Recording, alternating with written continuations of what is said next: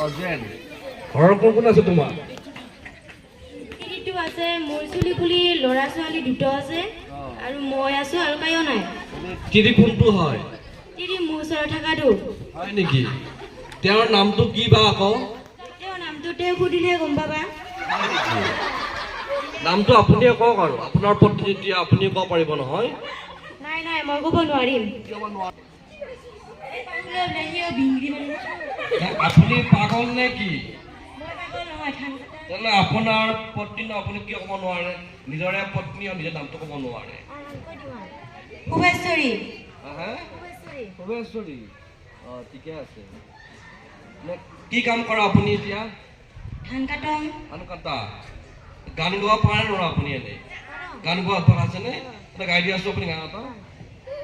অ' দাদী কইনা চাবা যাং অ' দাদী